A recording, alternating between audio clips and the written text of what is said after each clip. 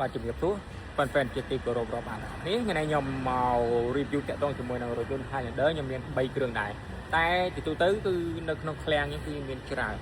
សម្រាប់ Highlander គឺខ្ញុំមានជិត10គ្រឿងតោះឥឡូវកុំឲ្យពុកម៉ែបងប្អូនខកពេលហ្នឹងហើយខ្ញុំនឹងនាំបងប្អូនទៅមើល3គ្រឿងតែម្ដងដើមវីដេអូហ្នឹងគឺខ្ញុំបង្ហាញជាមួយនឹងរថយន្ត Highlander 02 Limited Full ហ្នឹងហើយពណ៌ទឹកប្រាក់មួយគ្រឿងនេះថ្មីរៀបចំឲ្យស្អាតអស់ហើយបានជាមួយនឹងក្លោកកញ្ចក់ភ្លើងបដិញហើយជាមួយនឹងក្រូមេតិចតួចដែរហើយជាមួយនឹងឆ្នន់ហើយចឹងទៅយ៉ានតបកងអីគឺថ្មីហើយស្អាតបាទមួយចិត្តដៃបាទតបកងគឺថ្មីបងប្អូនណាបាទហើយតើតើនឹងយកនឹងគុជបាទចិត្តដៃបាទគុជជាមួយនឹងលើក្រោមគឺគុជហើយបាទគុជលើក្រោមគុជ4គ្រាប់ផ្លាកលេខ 2BF ឆ្លើយឆ្លាតប្លុកម៉ាស៊ីនថ្មីខ្សែចង់ថ្មីស្អាតហើយក៏សំខាន់តែវីដេអូរវីដេអូនេះដែលខ្ញុំធ្វើនេះបាទសូមឲ្យជាត្រៃបាទរៀងរអាក់ឬក៏សម្លេងរៀងចរិតបន្តិចហើយព្រោះអីទៅក្រោកពីឈឺហើយណាមួយគឺរៀងខានយូរថ្ងៃដែរបាទហើយវីដេអូនេះរៀងយូរបន្តិចណាបាទដើម្បីឲ្យពុកម៉ែបងប្អូនអំពុំមីងមើលឲ្យបានល្អិតល្អន់មកចាប់បន្តិចមួយគ្រឿងនេះខ្ចៅស្ពល់ក៏នៅថ្មីដែរបាទជាក់ស្ដែងខ្ចៅស្ពល់គឺថ្មីស្អាតប្លុកម៉ាស៊ីនខ្ចៅក្រោមគឺថ្មីមែនតើបាទ Highlander 02 Limited Full Option មួយគ្រឿងនេះឡានមកពីរដ្ឋកាលីហ្វ័រញ៉ាបាទតើអ្នកអត់មានពុកបាទឬក៏ច្រេះបាទទេតែនេះអត់មានធ្វើបាទទេថ្មីមែនតើបាទចាត់ចោលគឺថ្មីស្អាតទឹកថ្នាំស្រិនសំណុំច្រើនបាទហ្នឹងហើយទីនតាំងតែ99%មួយគ្រឿងនេះពុកម៉ែបងប្អូនអាចរកទិញបានឃ្លាំងយើងខ្ញុំលក់នៅមហាវិថីមរធីនៅក្បែរអនពីនឹងតែម្ដងរំលោះក៏បានទិញដៃបៃដូក៏បានដែរតាក់ទងនៅខាងក្នុងខាងក្រៅគឺថ្មីស្អាតណាស់ពុកម៉ែបងប្អូនបាទថ្មីស្អាតមែនតើពុកម៉ែបងប្អូនបើនិយាយពីខាងក្នុងក៏អីចុចគឺស្អាតបាទហ្នឹងហើយក៏អីគឺបាទនៅស្អាតទាំងអស់បាទដេហើយស្អាតណាបាទមិនមែនតំណមទេបាទជាត្រៃគឺខ្ញុំសូមបញ្ជាក់តែ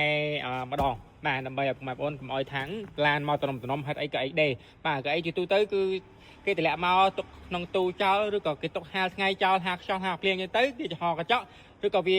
អាប់វាទៅចោះអាប់បាទឬក៏វានៅក្នុងទូវាយូរពេកបាទវាជាត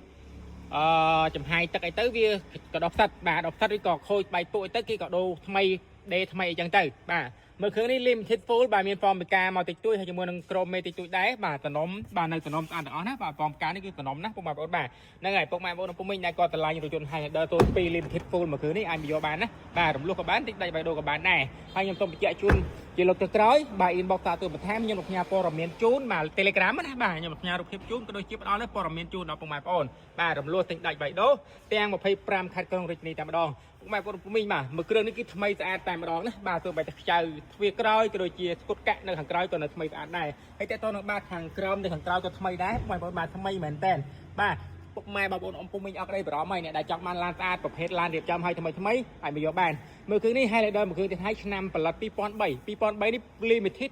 Full ក៏ពិតមែនតែវាបានមកពិសេសថាវាប៉ុងមួយបាទវាត្រង់ថាប៉ុងមួយតែម្ដងវាឈ្នះប៉ុងមួយអញ្ចឹង Highlander មួយគ្រឿងនេះគឺខ្ចៅស្ពណ៌សងខាងគឺនៅថ្មីតំណុំស្អាតទាំងអស់បងប្អូនបាទថ្មីរកជន់ Highlander មួយគ្រឿងនេះបាទប្លុកម៉ាស៊ីនខ្ចៅចង់ថ្មីស្អាតបាទតានេះឲ្យបាទហើយឡានមិនបុកប៉ះកាត់តក្លោបខ្នោដូរពណ៌ទេតាក់ទងនឹងគុជគឺគុជលើក្រោមមកតែម្ដងវ៉ាវអែមែនតើឆ្នន់ហើយដូចគ្នាផងដែរហើយជាមួយនឹងបិទក្រូមេតិចតួចផងដែរពុកម៉ែបងប្អូនមួយគ្រឿងនេះបានមកពាក់បន្ថែមជាមួយនឹង OTV ហើយកម្រាលជើង VIP ហើយដូចគ្នាមួយឈុតតែម្ដងបាទខាងក្នុងកម្រាលជើង VIP ក៏ដូចជាចិញ្ចៀងស្បែកពូកជាមួយនឹង Formica ហើយនឹងក្រូមេតិចតួចគឺស្អាតខ្លាំងមែនតើពុកម៉ែបងប្អូនបាទស្អាតមែនតើណាបាទអធិស្ឋានផងពុកម៉ែបងប្អូនបាទមួយគ្រឿងនេះគឺខ្ញុំរៀងលើសបន្តិចហើយដោយសារវាអត់ដបូលបើកទេអញ្ចឹងវាបានពិសេសថាវាប៉ុងមួយបាទហ្នឹងហើយខ្ញុំបញ្ជាក់ជូនពុកម៉ែបងប្អូនត្រង់អញ្ចឹងតែម្ដងដើម្បីកុំឲ្យពុកម៉ែបងប្អូនបាទមកដល់ហើយខកដំណើរនៅចំណាយពេលបាទមកមើលឡានមួយនេះអញ្ចឹងគឺប្រាប់ហ្មងថាឡាននេះ Limited 03 ដបូលបិទបាទប៉ុងមួយថ្មីស្អាតពុកម៉ែបងប្អូនបាទ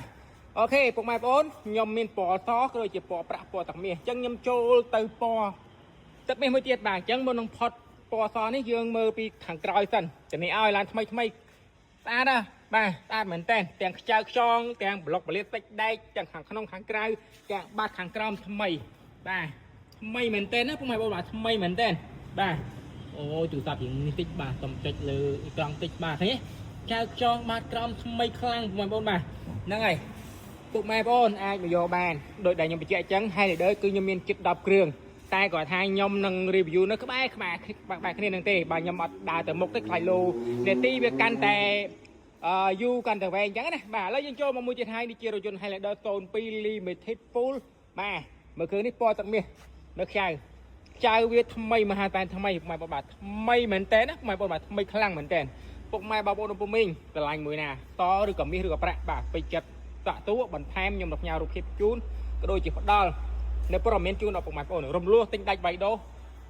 ទូទាំង25ខែក្រុងបងប្អូនបាទហ្នឹងហើយយើងមើលពីខ្យល់ខាងក្រៅក៏ថ្មីស្អាតដូចគ្នាដែរបាទអត់មានចន្លោះប្រហោងកន្លែងណាមួយទេឡានទាំង3គ្រឿនគឺពេញតាច់ដូចគ្នាខ្ចីដូចគ្នាពុកម៉ែបងប្អូនបាទហ្នឹងហើយហើយអរគុណច្រើនសម្រាប់ពុកម៉ែបងប្អូនពុំមីងតែងតែចុច like ចុច share ចុច follow តែទស្សនាកន្លងមកចំណាយពេលវេលាដ៏មានតម្លៃបាទឆ្លៀតពេលមកមើលជាមួយនឹងវីដេអូបងប្អូនបាទហើយជូនពរពុកម៉ែបងប្អូនពុំមីងបាទជួបតែដំណើរអស់ទាំងអស់គ្នាបាទអូខេបាទខ្ញុំមានតែប៉ុណ្្នឹងទេបាទជួបគ្នានៅវីដេអូក្រោយបាទបាយបាយ